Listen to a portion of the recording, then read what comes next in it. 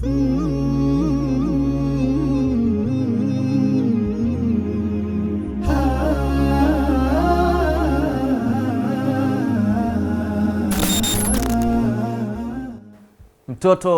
wa kwanza katika familia siku zote amekuwa ni mtoto ambaye anabeba majukumu ya kumsaidia baba. Sasa Bwana Rajab Makanzu Kikala ni mtoto wa kwanza katika familia ya mzee Kikala kutokea huko Kidugalo mkoani Pwani.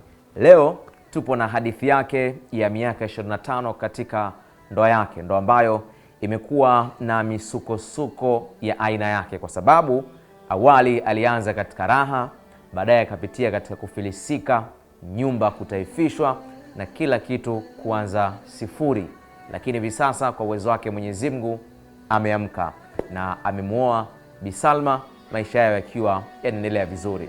Karibu sana mtazamaji katika safari ya ndoa kutokea hapa Kishki TV. Leo tuna simulizi ya aina yake ambayo bila ya shaka imejaa mafunzo mengi sana, ambayo mpaka tutakapomaliza kipindi chetu utakuwa umenufaika na kufaidika vya kutosha.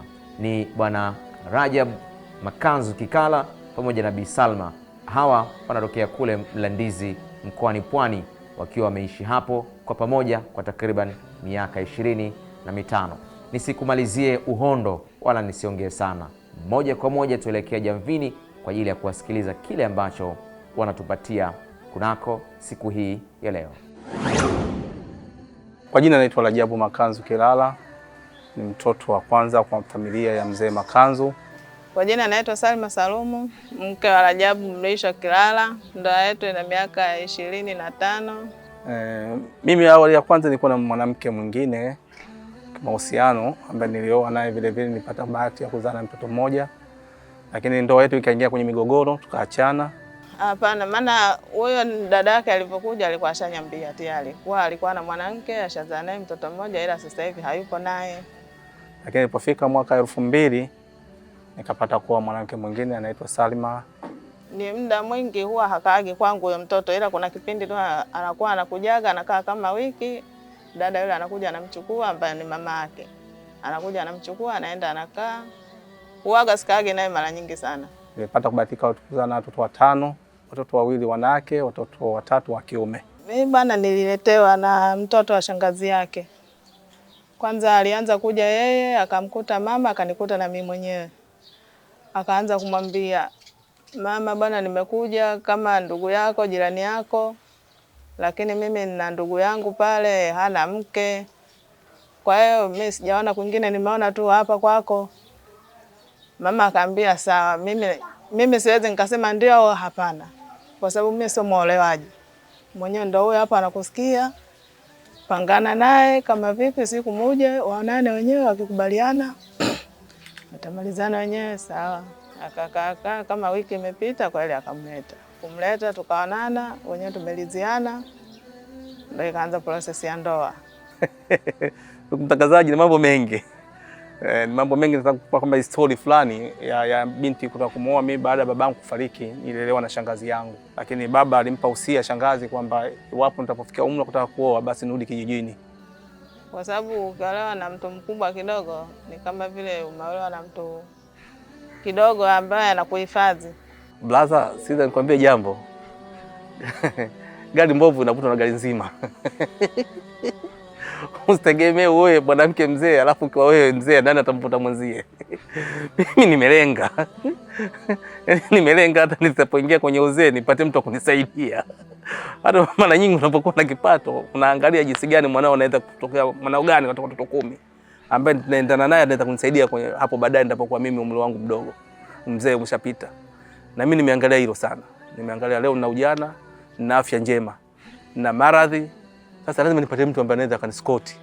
Yaani anaweza akakuelekeza yale mambo mabaya, usifanye hivi, fanya vile, usifanye hivi, fanya vile. Lakini mimi sikupenda nirudi kijijini katika swala kutaka kuoa. Lakini shangazi alitumia jukumu wake kama baba. Akaniambia mimi nimeshakutafutia mwanamke kijijini na lazima uje uoe. Nikamkuta na maisha yake kweli sio mazuri sana na wala sio mabaya sana. Tulipoingia kwenye ndoa tulikuwa katika maisha magumu. Tulipoingia katika maisha ndoa ilikuwa hali yangu ngumu. Nilikuwa sina kazi, lakini nikajitahidi kujibana na mwenzangu hivyo hivyo kwenye nyumba ya kupanga. Kaa kwenye nyumba za watu kila siku inakuwa haipendezi.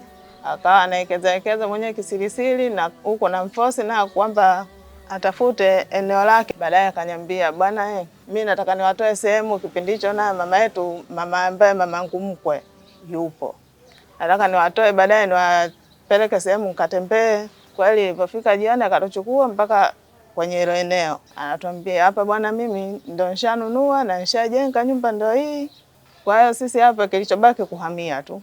Tulipata nyumba zetu kadhaa kata kujiendeleza kimaisha, tukajiingiza kwenye mikopo, lakini kwa bahati mbaya safari yetu ikagonga mwamba, tukashindwa kurejesha mkopo. Kwa maana hiyo benki zikataifisha nyumba zetu zile. Nilijisikia vibaya hapo mwanzoni. Tuliamka tu wenyewe na furaha zetu, baadaye walipokuja wale wamesema nadaiwa benki, kwa hiyo tunaandika nyumba hii, naipiga bei, mradi turudishe hela zetu. Baadaye tena furaha ikawa imeondoka. Wakaweka chata zao kwamba nyumba hii sasa hivi mkopaji ameshindwa kulipa deni. Mke wangu alipata taharuki na mimi nikapata taharuki. Ananiambia, baba, watoto hela imeenda wapi? Nikamwambia biashara imekata. Mimi nilidhani ndoa itavunjika. Kwa sababu kwanza tulikuwa kwenye raha fulani, tulitokea kwenye shida, tukalamba raha fulani. Alafu sasa tukaja tukaingia kwenye joto ambalo joto hilo sikutegemea. Maana ifika wakati mimi natoka hapa kama kilomita 3 kwenda kulimia vibarua. Kwa sababu mimi mwenyewe nilipotokea kwangu huko, ni mzazi wangu ni mkulima. Kweli kila siku nakula na kuna vingine huwa sivipati, lakini baada ya kuingia na mimi kwenye maisha yangu, vile vitu nilikuwa naviona kama vya kawaida tu. Nikamwambia, mimi siamini hilo. Hela zote zile? Nikamwambia, hela kuna mzunguko mingi. Nilipeleka hela shamba, nimetapeliwa. Kuna kijana ndugu yangu nimweka dukani, kazunguka kama milioni 13, duka likafeli. Nikaagiza maharage, ni mchele, makambaku, jamani muingiza kwenye account na ile kwa nadaiwa na benki. Ile hela imepotea tena vile vile, nikarudi kwenye maskini. Nilimwambia tu kama kuuzwa iuzwe, tutaangalia tu mengine tutafanyaje huko mbele ya safari. Na kipindi kile kwa maskini cha masika, hali yangu ilikuwa ni mbaya sana, lakini kata kuvumilia binadamu. Basi tulisave maisha hayo. Tuliendelea kukaa na mke wangu mpaka hivi. Ugumu upo kidogo hasa unapokuwa na familia. Maana utawaza familia hii nitaiwekaje? Familia itakula nini? Bado hapo watoto wanataka wasome. Hapo ndo pana ugumu kidogo. Nisingependa hata watoto wangu watokee hilo zoezi ambaye mimi nilipitia huko nyuma. Maisha magumu. Nimeweza hivyo kwa vile hao wengine walikuwa wakubwa, mkaa na wasisi. Maana vingine wanaviona, mama vipi nyumba yetu hii mbona imeandikwa? Nikamwambia, mimi sijui bwana, yani siwafafanulii kile kiurefu zaidi. Naambia mimi sijui bwana, mimi naona tu watu wanakuja wanaandika basi, lakini sielewi hata kinachoendelea.